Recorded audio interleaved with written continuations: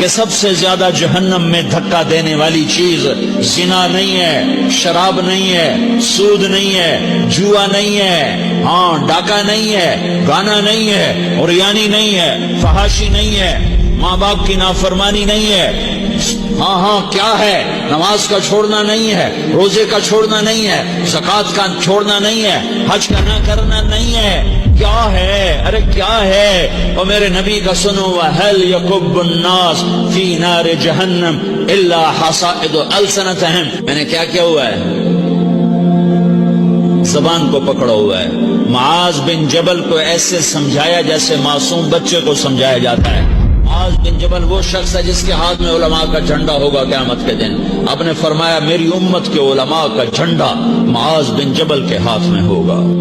जिसके हाथ में उलमा का झंडा हो वो कितने इल्म वाला होगा।